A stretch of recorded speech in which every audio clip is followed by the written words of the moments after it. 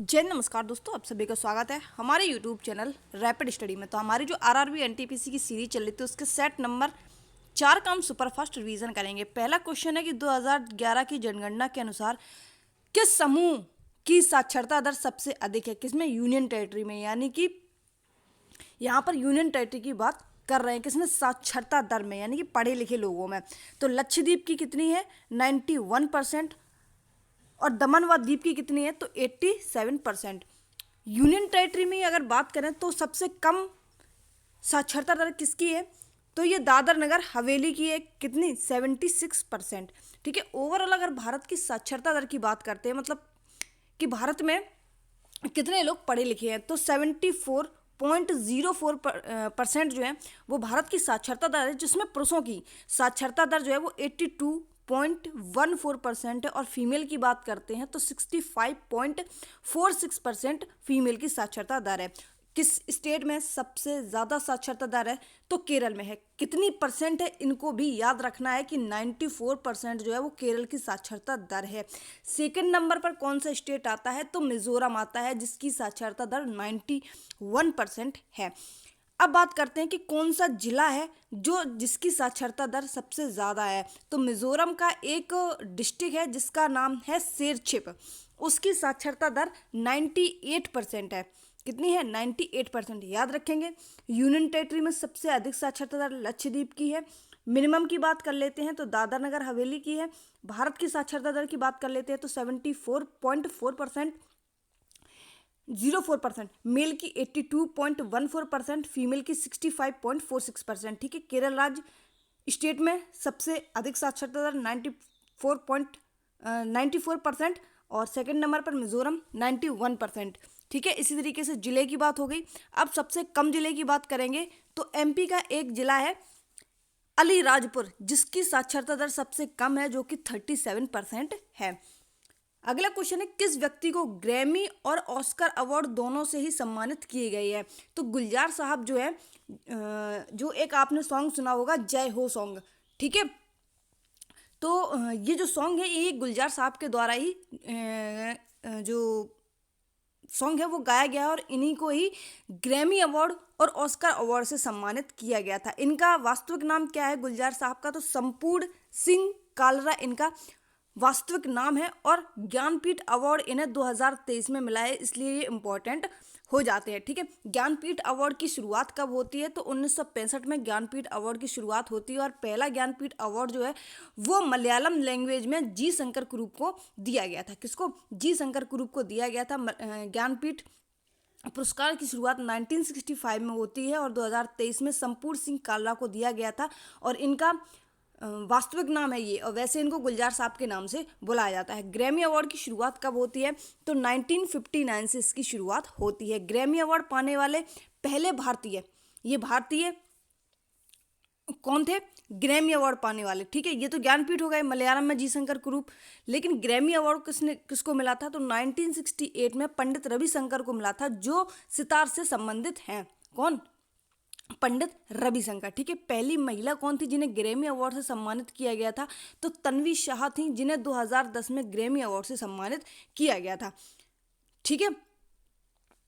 Jnanpith award की स्थापना कब होती है? 1961 में। लेकिन दिया कब जाता है? 1965 में फर्स्ट टाइम मलयालम लैंग्वेज के लिए जी शंकर कुरूप को दिया जाता है। और ज्ञानपीठ अवार्ड जो है ये 22 भाषाओं में दिया जाता है। कितनी भाषाओं में? 22 भाषाओं में दिया जाता है। ऑस्कर अवार्ड की बात कर लेते हैं। ये फिल्म के क्षेत्र में दिया जाता है और इसकी शुरुआत 1929 से शुरू होती है। और पहले भारतीय जो थे वो भानु अथैया थे। भानु अथैया कौन है? ये एक मेल नहीं है, ये एक फीमेल है, भानु अथैया। ठीक है। कब? 1983 में इन्हें पहला ऑस्कर अवार्ड दिया गया था। कौन सी शास्त्रीय नृत्य शैली भगवान जगन्नाथ की पूजा से संबंधित है? तो जगन्नाथ मंदिर टेम्पल कहाँ पे?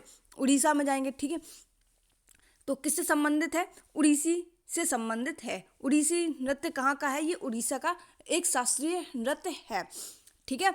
रथ की बात कर लेते हैं। तो रथ यात्रा में किस किस की जो रथ निकलती है वो किस किस के निकलते हैं? तो भाई बलभद्र की निकलती है और बहन सुभद्रा। बलभद्र और सुभद्रा 2 पर्सन की जो रथ यात्रा है ये निकाली जाती है जगन्नाथ यात्रा में। किसके? बलभद्र और सुभद्रा। ठीक है, इन दोनों को याद रखेंगे। क्वेश्चन पूछा जाता है कि जगन्नाथ यात्रा में किसकी रथ यात्रा निकाली जाती है, तो बलभद्र और सुभद्रा की। पद्म पुरस्कार विजेता सुधा सिंह किस क्षेत्र से के खिलाड़ी हैं? तो सुधा सिंह जो है वो एक एथलीट है। ठीक है, कौन है? एक एथलीट है। टिटास साधु की बात कर लेते हैं, ये एक क्रिकेटर है। सलीमा टेटे की बात कर लेते हैं, ये हॉकी से संबंधित है। सिमरन शर्मा अभी बहुत ज़्यादा चर्चित रही थी, और ये कौन है? ये पैरा एथलीट है। कौन है? पैरा एथलीट है। ज्योति यारा जी की बात कर लेते हैं, तो ये भी एथलीट है। ठीक है, अन्नू रानी की बात कर लेते हैं, ये भी एथलीट है। वंतिका अग्रवाल की बात कर लेते हैं, तो ये चेस प्लेयर है। कौन है? चेस प्लेयर है। मनीषा रामादास की बात कर लेते हैं, रामादास की, ये पैरा बैडमिंटन है। कौन है? पैरा बैडमिंटन है। पैरा का मतलब क्या होता है? ये जो विकलांग लोग होते हैं ना, उनके लिए पैरा वाले ये खेल खेले जाते हैं। और सिमरन शर्मा ये भी विकलांग में आती हैं, तो ये भी पैरा एथलीट इनको बोला जाता है, इसलिए इनके खेल के आगे पैरा लिखा होता है। ठीक है, जैसे पैरा ओलंपिक होते हैं ना, ओलंपिक और पैरा ओलंपिक, तो पैरा ओलंपिक जो होते हैं ना, वो सभी जितने भी अपाहिज लोग होते हैं, अपाहिज का मतलब है किसी के हाथ तो नहीं है, किसी के पैर नहीं है, किसी को कुछ दिक्कत है, किसी को कुछ दिक्कत है, इस वजह से। ठीक है, और वो स्पोर्ट्स में है, उनको उनके खेलों के लिए पैरा ओलंपिक जाना जाता है। नृत्यांगना कमलिनी और नलिनी अस्थाना, ये दोनों ही अस्थाना रूट वर्ड जो है वो कथक से जुड़ा हुआ है। इन्हें 2022 में पद्म श्री से सम्मानित किया गया। वे किस नृत्य शैली के लिए प्रसिद्ध है? तो कथक, जो कि उत्तर प्रदेश का शास्त्रीय नृत्य है। और कौन कौन से हैं? शोभा नहीं देता। देखो, कथक को हम थकने से याद रखेंगे। किससे? थकने से। ठीक है, तो शोभा नहीं देता, हमको क्या करना? थकना। क्यों? हमको प्रेरणा लेनी चाहिए कि नहीं? किसी ना किसी लेनी चाहिए। किससे लेनी चाहिए? तो अद्वितीय सरस्वती और सरस्वती सेन। अद्वितीय का मतलब क्या होता है? कि जिसमें कुछ एक्स्ट्रा चीजें हो। ठीक है, तुम अद्वितीय पर्सन हो, इस तरीके से। अद्वितीय सरस्वती जो है, इनसे हमें प्रेरणा लेनी चाहिए। ठीक है, थकना नहीं है। इसके अलावा रोहिणी भाटे और मालविका सरकार और कुमुदनी लकिया, ये भी किससे संबंधित है? तो कथक से संबंधित है। और अस्थाना रूट वर्ड जो है वो कथक से संबंधित है। नलिनी अस्थाना और कमलिनी अस्थाना जो है वो कथक से संबंधित है। कुचिपुड़ी की बात कर लेते हैं, तो कुचिपुड़ी शोभा नहीं देता कुचिपुड़ी। और तुम प्रतीक्षा भी करवा रहे हो, किसको करवा रहे हो? रेड्डी रूट वर्ड जो है वो कुचिपुड़ी में ही जाएगा पूरा 100%। ठीक है, राजा को तुम प्रतीक्षा करवा रहे हो, शोभा नहीं देता तुमको। ठीक है, यहाँ पे ये शोभना नारायण है और यहाँ पे ये शोभा नायडू है। ध्यान रखेंगे, ऐसे क्वेश्चंस ज़्यादा बनते हैं जो नाम सेम हो जिनके। ठीक है, और हलीम खान से क्या याद रखेंगे? खाना। ठीक है, खाना क्या खाना? कच्ची पूड़ी। राजा रेड्डी, प्रतीक्षा काशी, यानी कि प्रतीक्षा करवा रहे हो। शोभा नायडू, शोभा नहीं देता। शोभा नायडू, शोभा नहीं देता। ठीक है, मणिपुर की बात कर लेते हैं। वैसे कच्ची पूड़ी है कहाँ का शास्त्रीय नृत्य? तो ये आंध्र प्रदेश, अंधा व्यक्ति कच्ची पूड़ी। ठीक है, मणिपुर की बात कर लेते हैं। मणिपुर का कौन सा है? तो मणिपुरी शास्त्रीय नृत्य है। गुरु बिपिन सिंह झावेरी बहन है। 4 हैं जिनको दर्शना, नयना, रंजना और सुवर्णा के नाम से हम जानते हैं। इनको याद रखेंगे, बहुत ज़्यादा पूछा जाता है। और इनके ही ये गुरु रहे हैं, गुरु बिपिन सिंह। झावेरी बहनों के गुरु पूछे जाएं तो कौन है? गुरु बिपिन सिंह। ठीक है, बिनो देवी, सविता मेहता, ये भी किससे संबंधित हैं? तो मणिपुरी नृत्य से संबंधित हैं। और चारू माथुर, बिनो देवी, सविता मेहता, झावेरी बहना, जो कि 4 हैं, दर्शना, नयना, रंजना, सुवर्णा। और इनके गुरु बिपिन सिंह हैं। ठीक है, ये मणिपुरी से संबंधित हैं। कौन सा वाद्य यंत्र नंदिनी और रंगिनी शंकर द्वारा बजाया जाता है? तो शंकर, नंदिनी और रागिनी शंकर। कौन सा? वायलिन यंत्र जो है वो इनके द्वारा बजाया जाता है। कौन सा धार्मिक त्योहार तेलंगाना में पीरला पांडुगा के नाम से जाना जाता है? तो मुहर्रम जो है वो तेलंगाना में पीर मुसलमान से संबंधित है। और मुसलमान से संबंधित कौन सा है? तो मुहर्रम है। और लेकिन ये मनाया किस स्टेट में जाता है? तो तेलंगाना में ये मनाया जाता है। ठीक है, पीर रूट वर्ड वही लोग इस्तेमाल करते हैं। नवरोज की बात कर लेते हैं, तो नवरोज एक ईरानी त्यौहार है। कौन सा है? ईरानी त्यौहार है, जिसको शुरुआत किसने की थी? इसकी शुरुआत जो है वो बलबन ने की थी। किसने? बलबन ने इसकी शुरुआत की थी। अलाई बलाई त्योहार, अलाई बलाई तेल में अलाई बलाई तलाई, ठीक है, कब? दशहरा के दिन वाले, दशहरा वाले दिन, ठीक है। तो दशहरा जब मनता है तो उसको तेलंगाना में किस नाम से जानते हैं? तो अलाई बलाई त्योहार के नाम से जानते हैं। भैंसों का मेला किसको कहते हैं? तो दुन्ना पुथुल्ला पांडुगा के नाम से भैंसों का मेला जाना जाता है। कहाँ पर जाना जाता है? ये भी तेलंगाना में ही जाना जाता है, ठीक है। बथुकम्मा, बथुआ, बोनालू, आलू, रोटियों की ईद जिसको रोटूला पांडुंगा के नाम से हम जानते हैं। रोटी, आलू और बथुआ ये सभी किस में जाएंगे? तेल में जाएंगे। किस में जाएंगे? तेलंगाना में जाएंगे, ठीक है। याद रखेंगे, रोटी बोनालू यानी कि आलू, बथुकम्बा यानी कि बथुआ किसमें? तेल के अंदर जाएंगे। देवदास स्मृति पंथी नृत्य पुरस्कार किस राज्य से संबंधित है? तो देवदास और पंथी नृत्य, पंथी आ गया, हमने बताया था पंथी किस में जाएगा? छत्तीसगढ़ में। पंथी के कितने पंख थे? 36 थे। कितने थे? 36 थे, ठीक है। एमजी संगीत कहाँ से संबंधित है? तो ये नागालैंड से संबंधित है। कले माँ मणि पुरस्कार कहाँ से संबंधित है? ये तमिलनाडु की सरकार जो है यहाँ से संबंधित है। तानसेन अवार्ड कहाँ दिया जाता है? तो ये मध्य प्रदेश में दिया जाता है। अभिनंदन पुरस्कार की बात कर लेते हैं तो शास्त्रीय नृत्य का राष्ट्रीय पुरस्कार किसको कहा जाता है? अभिनंदन पुरस्कार को कहा जाता है। भारत में नागरिकों के मौलिक अधिकारों में संशोधन के लिए कौन सक्षम है? अगर मौलिक अधिकारों में परिवर्तन करना होगा तो कौन करेगा? संसद करेगा। लेकिन फंडामेंटल राइट परिवर्तनीय है, लेकिन डीपीएसपी में क्या परिवर्तन किया जा सकता है? नहीं, डीपीएसपी अपरिवर्तनीय है, लेकिन फंडामेंटल राइट जो है वो परिवर्तनीय है। वर्तमान समय में कितने मौलिक अधिकार हैं? तो कितने मौलिक अधिकार हैं? 6 मौलिक अधिकार हैं। और ये किस देश के संविधान से लिए गए हैं? तो अमेरिका के संविधान से मौलिक अधिकारों का स्रोत जो है वो लिया गया है, ठीक है।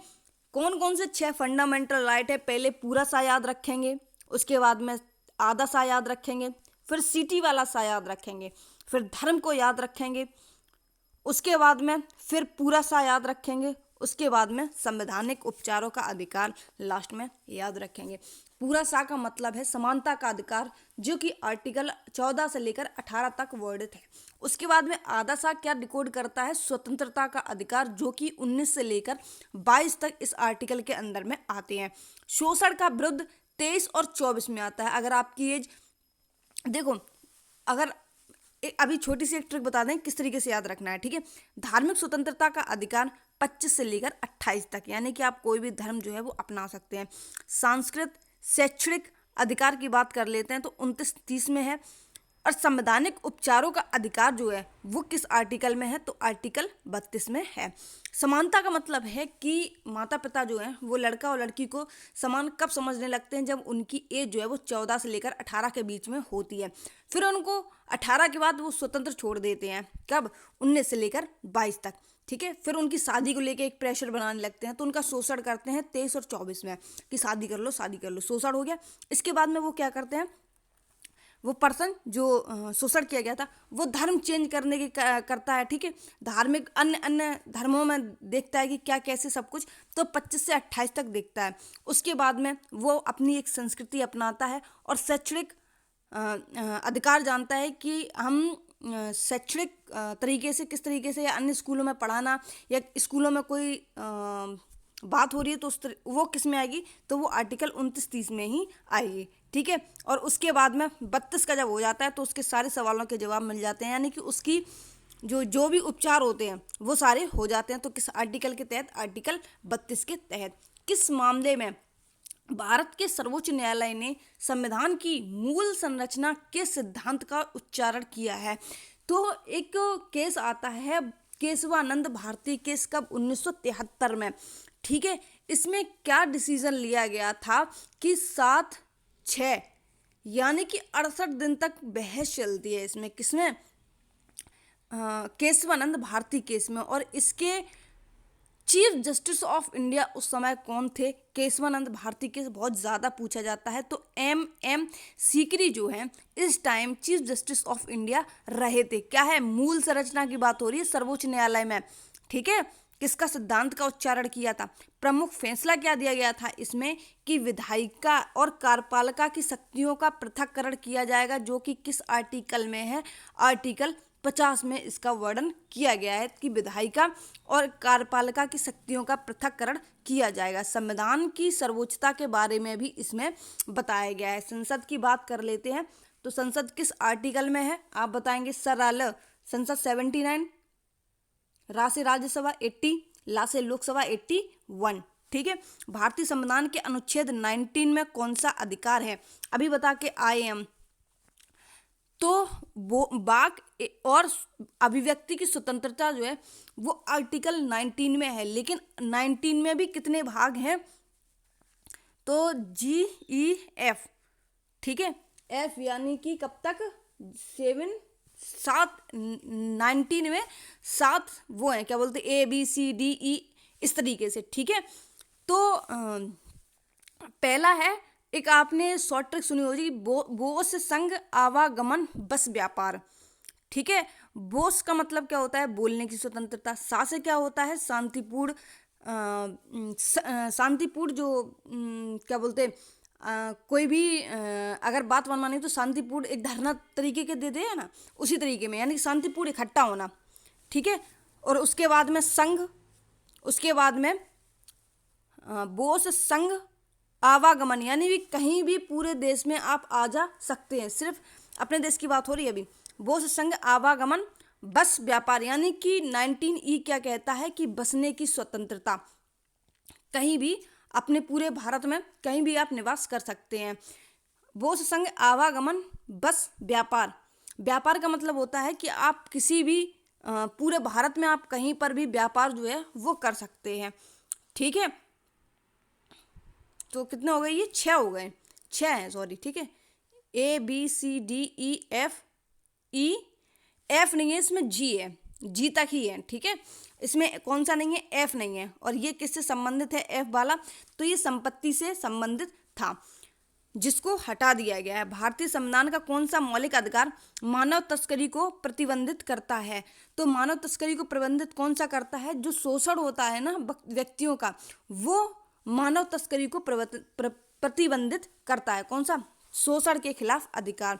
आर्टिकल 24 क्या कहता है कि कारखानों में बच्चों का नियोजन, यानी कि 18 से कम वर्ष के बच्चों के लिए कारखानों में कोई भी काम पर नहीं लगाएगा। मुगल साम्राज्य की भूमि राजस्व प्रणाली के संदर्भ में शब्द निर्धारित राशि थी, किसके लिए? भूमि राजस्व प्रणाली के लिए।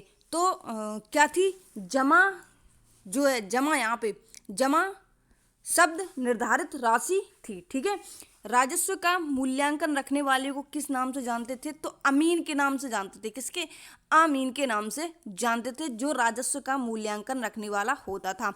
हासिल का मतलब क्या होता था? वास्तविक संग्रहण जो है इसका हासिल का मतलब होता था। जब्ती प्रणाली का मतलब क्या था?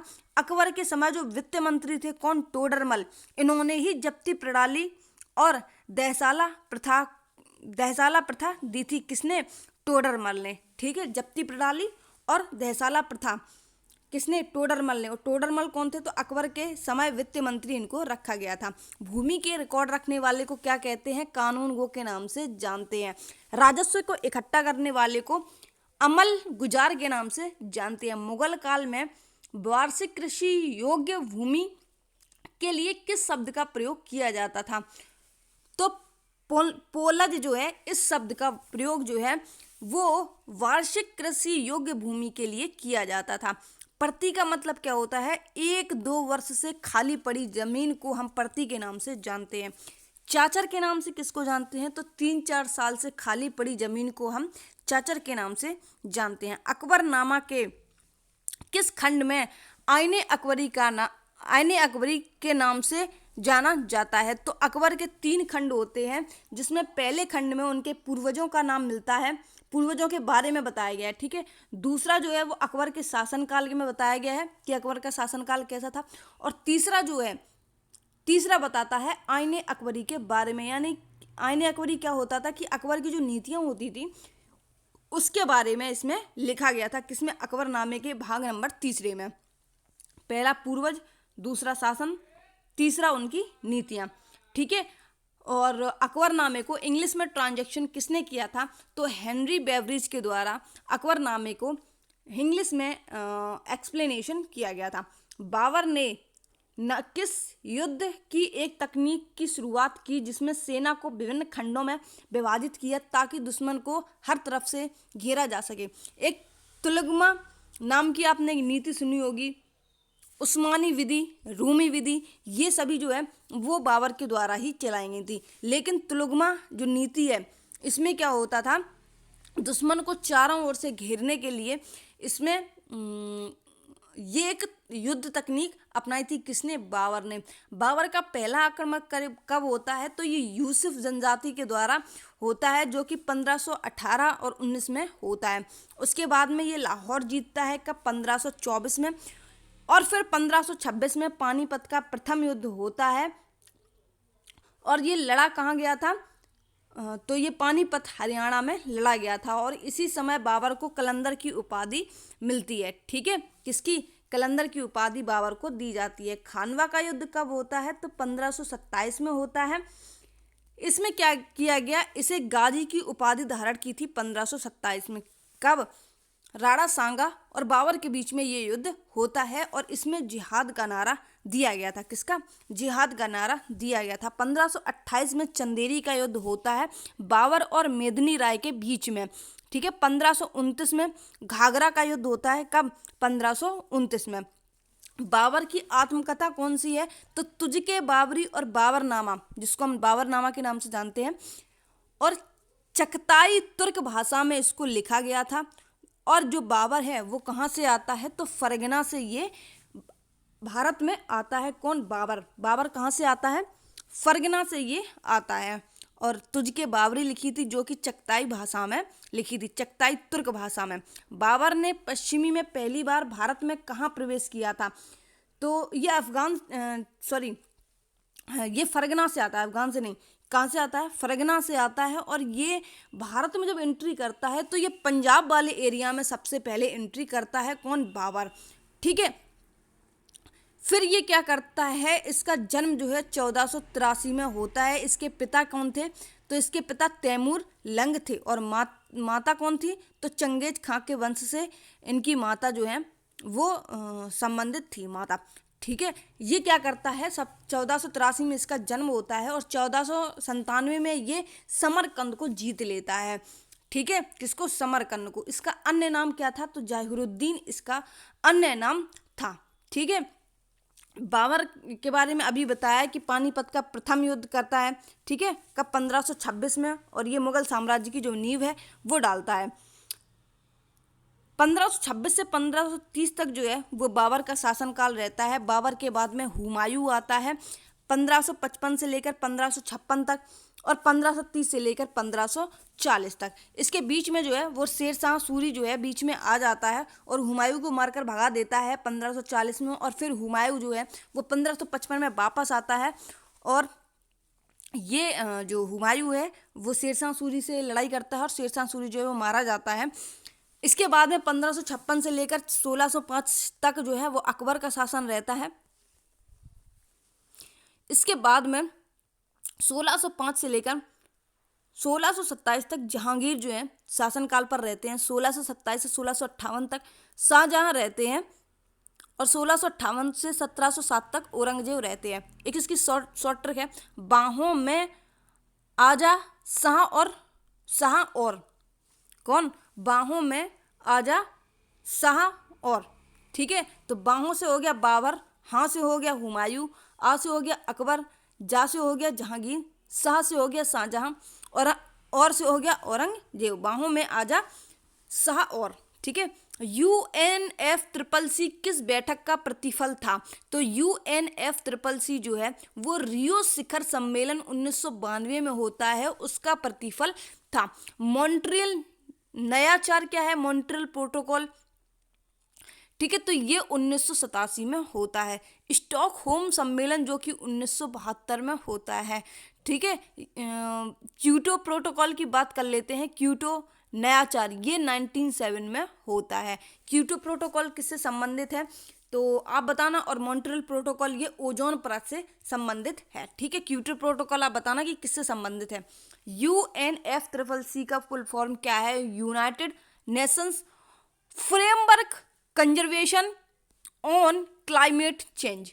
United nation framework conservation on climate change इसका फुल फॉर्म है। इसकी स्थापना 1992 में जर्मनी के बॉन में होती है और इसका हेडक्वार्टर भी कहाँ पर है? तो जर्मनी के बॉन में ही इसका हेडक्वार्टर है UNFCCC का। इकोसिस्टम अर्थात पारिस्थितिकी तंत्र की शब्द की बात कर लेते हैं तो इसको एजी टेंसले ने प्रतिपादित किया था। किसको? इस इकोसिस्टम, क्या इकोसिस्टम का हिंदी अर्थ क्या होता है? पारिस्थितिकी तंत्र, ठीक है, एजी टेंसले के द्वारा।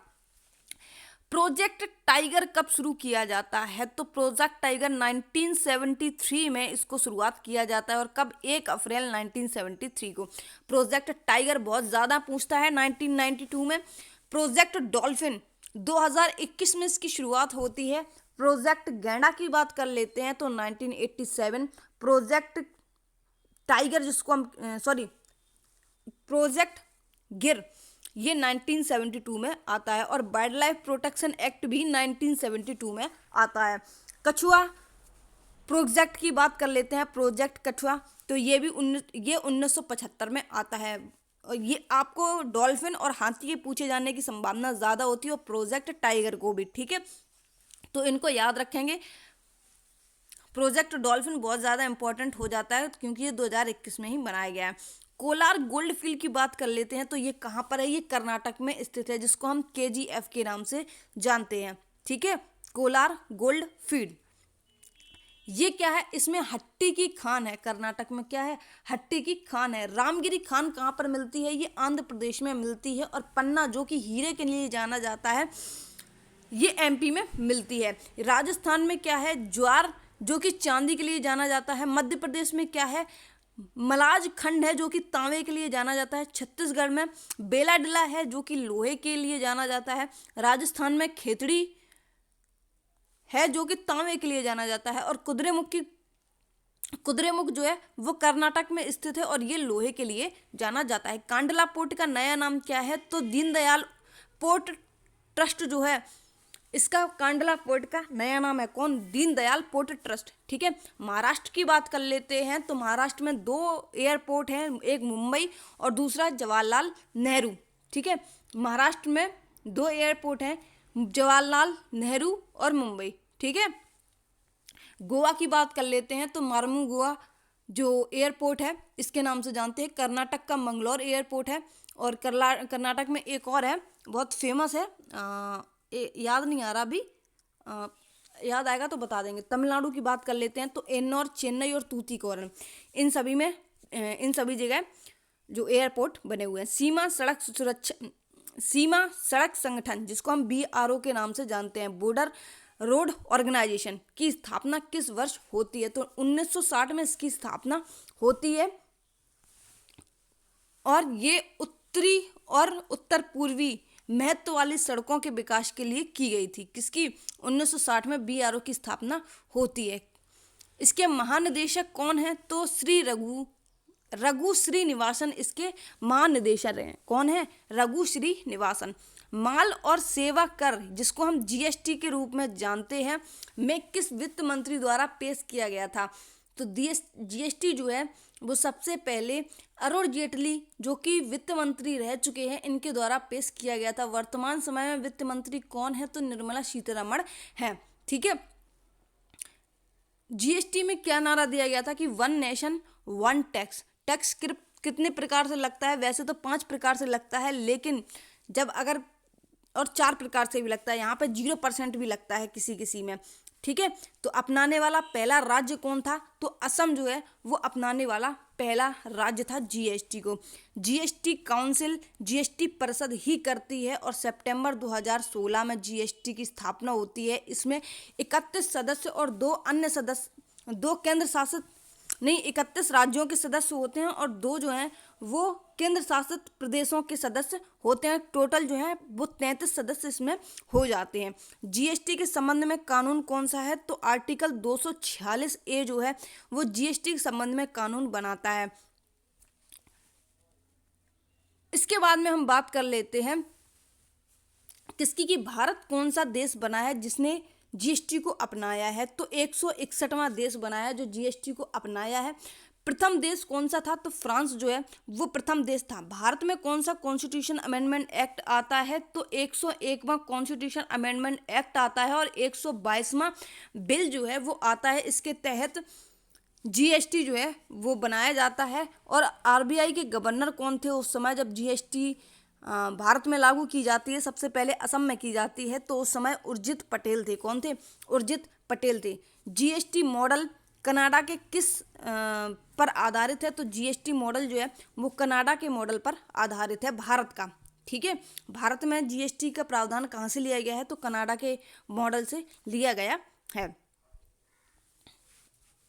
भारत के संविधान में पंचवर्षीय योजना की अवधारणा कहाँ से ली गई है, तो पंचवर्षीय योजना की बात कर लेते हैं। ये रसिया के संविधान से ली गई है। कहाँ से, रसिया के संविधान से ली गई है। पहली पंचवर्षीय योजना जो कि हैरोल्ड डोमर मॉडल पर आधारित है और इसमें क्या हुआ था कि कृषि पर जोर दिया गया था, जो कि जिसकी समय अवधि 1951 से लेकर 1956 थी। ठीक है, 1 अप्रैल 1951 से शुरू होती है और दूसरी जो 5 ईयर प्लान है ये 1956 से 1961 तक चलती है और पीसी महानुलेविस मॉडल पर आधारित होती है। इसमें 3 औद्योगिक क्षेत्र की स्थापना की जाती है। एक तो दुर्गापुर जो कि पश्चिम बंगाल में है, भिलाई और राउरकेला। ठीक है, और तीसरी जिसमें बोकारो प्लांट बनता है, तीसरे में 1961 से 1966 तक। फिर 3 साल का गैप दिया जाता है, 3 जब 5 ईयर प्लान हो जाते हैं। फिर 1969 से 1974 तक चलती है। इसमें क्या होता है, इसरो की स्थापना होती है और 14 बैंकों का राष्ट्रीयकरण होता है। किसमें, चौथी 5 ईयर प्लान में। 5वीं 5 ईयर प्लान में क्या होता है, इसमें गरीबी हटाओ का नारा दिया गया था और 20 सूत्रीय कार्यक्रम शुरू किए गए थे और आपातकाल भी इसमें लगा था। ठीक है, कब, 5वीं 5 ईयर प्लान में 1974 से 1978 तक। अब इसके बाद में 2 हो जाती हैं, फिर 2 साल का गैप दिया जाता है।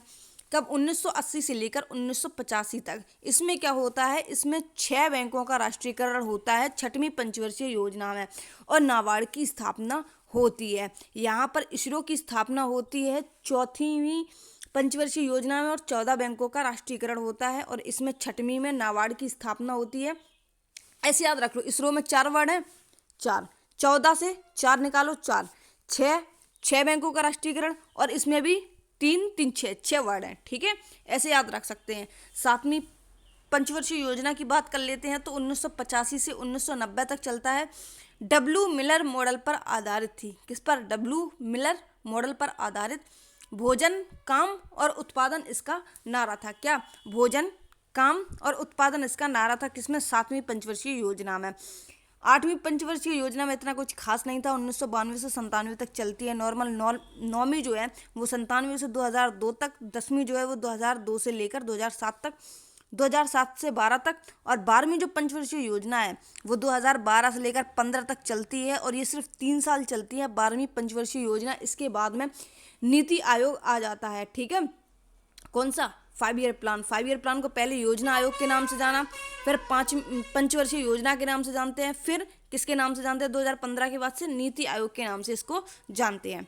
ठीक है, गूगल क्या है, गूगल एक सर्च इंजन है। क्या है, सर्च इंजन है।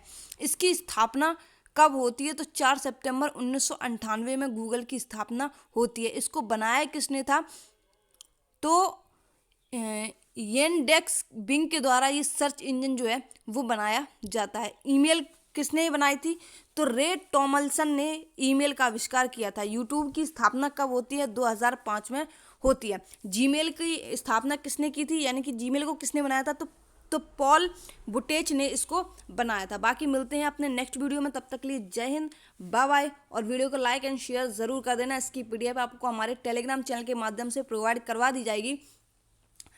और